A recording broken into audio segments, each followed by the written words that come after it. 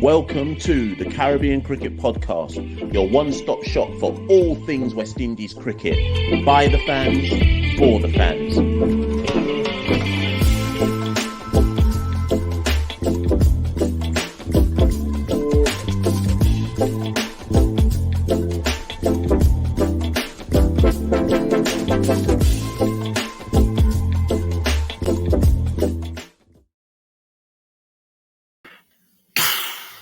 Guys, it is the night after West Indies, West Indies are back.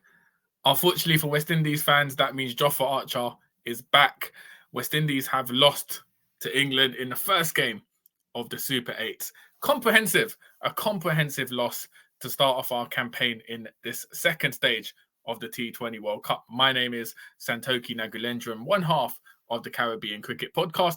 For those of you wondering, wait a minute, what's happened to Mashal? Listen, Mashal is down badder than a Romario Shepherd over, He's finished. He went straight from work after the game last night, messaged me a few hours ago and said, look, I need some sleep. My body needs some sleep. So I said, you know what? Caribbean Cricket Podcast, can't stop, won't stop. Content keeps going. I'll do a solo episode. And so I'm out here to look at what happened last night in St. Lucia at the Darren Sammy Cricket Ground. Now, I think the first thing to talk about is West Indies posted 180 for 4. I think if we look at the batting conditions of that St. Lucia pitch, we were about 20 to 30 under par. When I saw Brandon King lick off, I think it was Topley in the second or third over, 101 meter 6, I thought, you know what? On this pitch, we need to get 200 minimum. We know what England are capable of. They're the defending world champions for a reason. The firepower they have from 1 to 11, the firepower they have, we had to put up a 200 plus chase. Unfortunately, it didn't pan out that way. 180 you felt was short, and it was put into stark perspective with England's chase. Ironically, led by Phil Salt, who hit 87 not out of 47 balls. Salt, obviously, raised in Barbados, came back to the region to haunt us and took us out. And I think if we're looking at the Super 8s now, it essentially simplifies the equation for West Indies. We have to beat USA on Friday. We have to beat South Africa on Sunday. There's no two ways about it. Every game leading up to the final, if we get that far, is a knockout game. So it adds some pressure. But, West Indies in the past, 2012, 2016, we've shown we can deal with pressure when it's put on us. So, you never know what's happened. I know in the last episode, me and Mash said, there's no point even talking about the USA. Well, at this point, comments below, do we need to have a serious think about USA?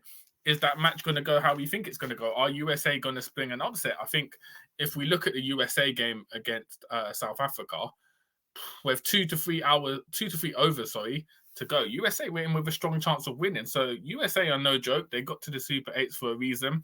West Indies, our confidence would have taken a hit. We won 4 out of 4 in the build up to the Super 8s. Our confidence would have taken a massive dent, no matter what players and coaches say after the match. We're going to be down bad. Any side will be when you have the nature of that loss. So it's how we bounce back against the USA on Friday, and that's at the Kensington Oval. There's going to be a lively crowd. So I'm looking forward to it.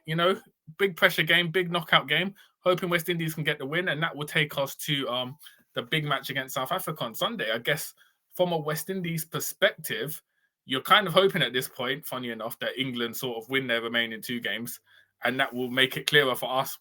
In terms of if we beat USA and South Africa, we'll definitely be through. So, a lot to think about going forward, but let's talk about the match. So I think the first thing is we started, Johnson Charles played a Johnson Charles innings. It was slow, but Brandon King got off to a fast start. I don't even know what he hit. He hit 23 off 13. As I mentioned earlier, that 6 off Topley kind of, for me, indicated that West Indies could put up a big score on this pitch. Batting friendly pitch we've seen in St. Lucia. However, hit by a side strain in, was it the 5th over? King, and I know after the match, Sammy sort of said King could be back, but with a side strain and the short turnover before matches, only 24 hours until our next match, it's very, very unlikely, almost guaranteed that King will probably be removed from the squad. And you have to imagine now Carl Mayers gets his chance in that side as an opener, unless they plan something radical and we see hope come in as an opener. Or, Guyanese fans might want to say, King Hetty, is this a big stage, big moment for King Hetty to come as an opener? Those are a few names that have been bandied about. I personally don't think we'll see Hetmeyer come in as an opener. It's too radical an idea, to come in as an opener. He's never batted as an opener. In a knockout game, are you really going to do that? So I think logically, you go like for like. You put Mayers in, experienced opener, has been in and out of the side for the past few years, alongside King and Johnson, Charles as an opener. And he also adds, that medium pace, so he can maybe do 1 or 2 overs as well. So the only issue you'd have with Mayers is lack of game time. So he didn't play in IPL. He hasn't really had much game time. So it's about coming in for that clutch game against USA and whether he can fit in. So we're still waiting to see nothing's been officially confirmed in terms of Brandon King being ruled out, but it looks likely at this point. Now, if we're looking at the scorecard, so West Indies got 180 for 4. Obviously, King went out. Pooran came in. Now, Pooran and Charles, see, hindsight's a wonderful thing. It depends how you look at it. If you look at the scorecard after 20 overs, you think, these guys batted too slow. But after 11 overs, we were 90 without the loss of a wicket. I know King had been injured and gone out. But 90 with no loss of a wicket after 11 overs, you're looking 200 as a minimum. With the amount of firepower we have, Pooran was settled in, Johnson Charles was settled in.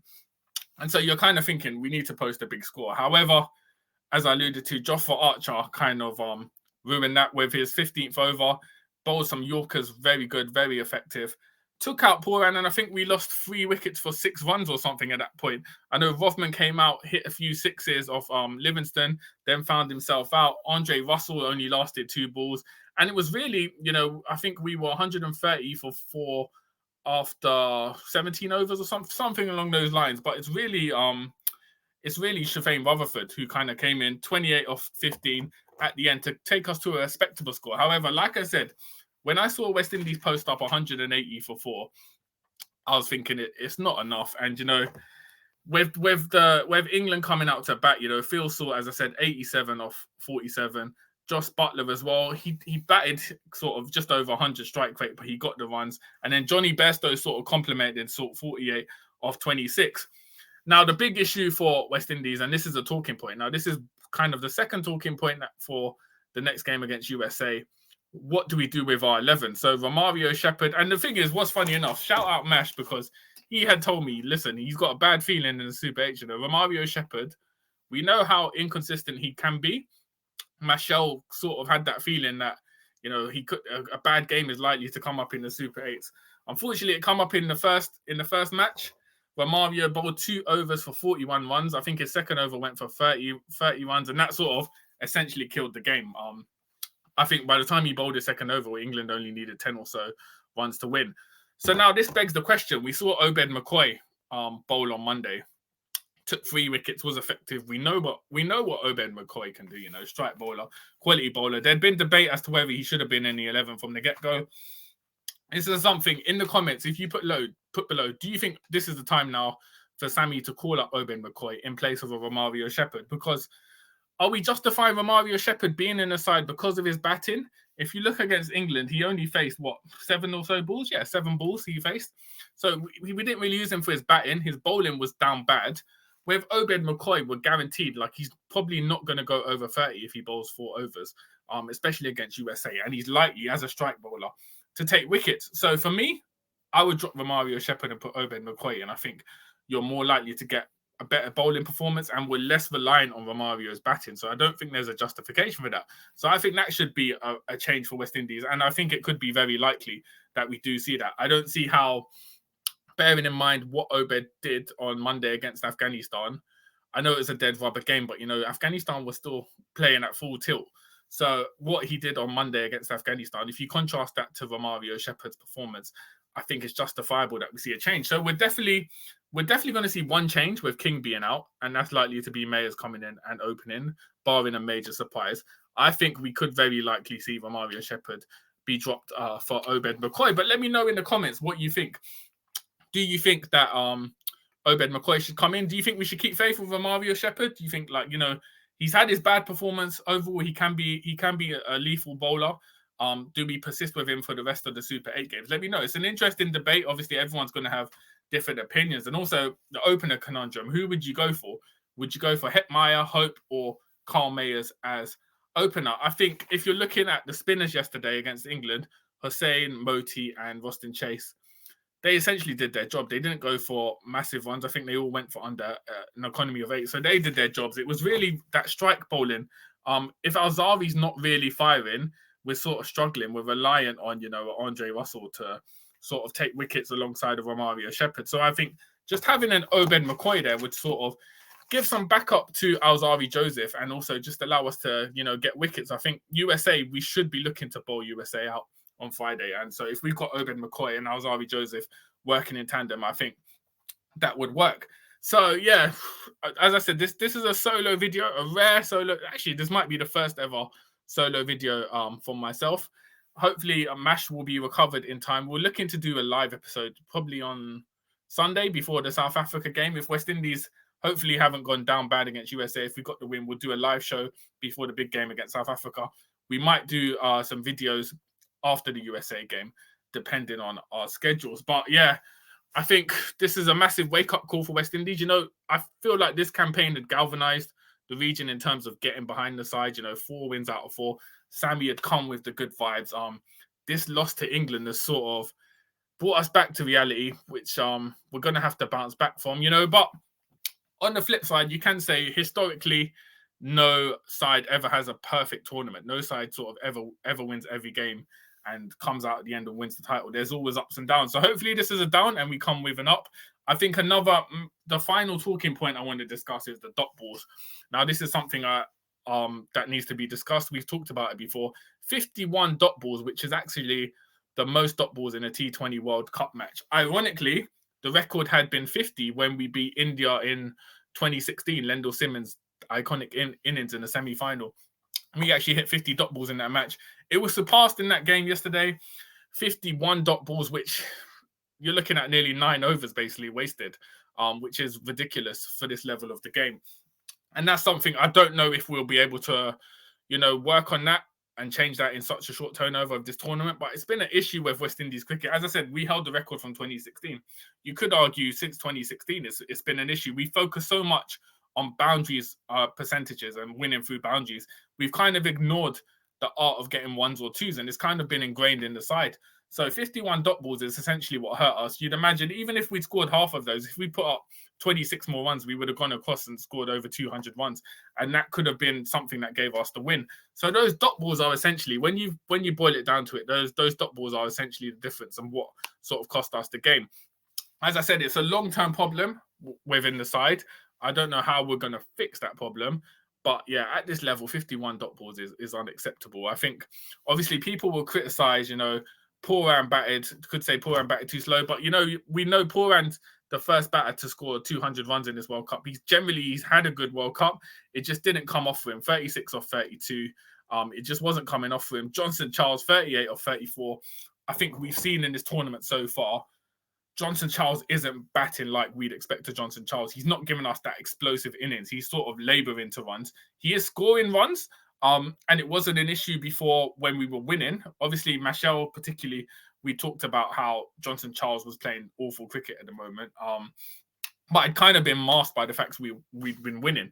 Now, however, with losing, it sort of shines a light on, the quality of his innings yesterday. And ironically, the issue is with King going out with a side strain, you'd imagine Charles keeps his place. I can't imagine us going with 2 new openers against USA. So you'd imagine it will be Charles and Mayers on Friday against the USA.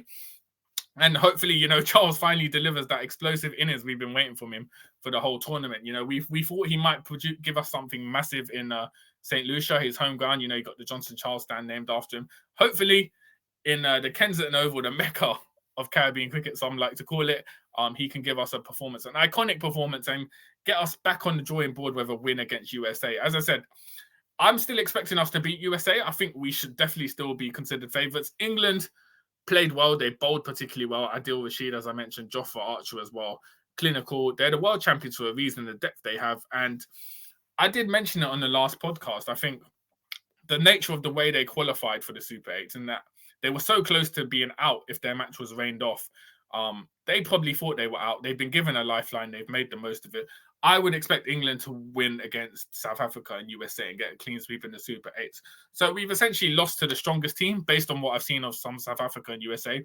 England are by far the strongest team. We've essentially lost to the strongest team. So we should be targeting basically coming in at second place and, making it through to the semi-finals. But I'm not looking too far ahead. We got to get, first things first, we got to get across the line against USA. So it's going to be an exciting match. We need to... UK diaspora, we need to get our sleep in tonight. It's going to be a late night, 1:30 a.m. start on Friday night. Benefit is it's the weekend this time, so hopefully everyone can stay up and, sleeping on Saturday morning, celebrate what is hopefully a win against USA. So, as I said, quick solo video, just to discuss it. I'm interested to see what everyone says in the comments about the performances. Anything you feel that, I didn't raise in this video. As I said, this quick video, any talking points you may have. But I think essentially, it boiled down to the dot balls, 51 dot balls. You're always gonna struggle when you're playing the side of England's quality who are chasing. It's going to be an issue. And I did actually tweet before the game. If West Indies were chasing, I would have been more confident. We just seem to specialize in that. Both England and West Indies, you imagine, regardless of the total, if they're chasing, they'll always give it a good shot. So we weren't able to set a substantial total, 20 to 30 runs below par. Played too many dot balls. Our top order was inconsistent. So, we just got to brush it to the side.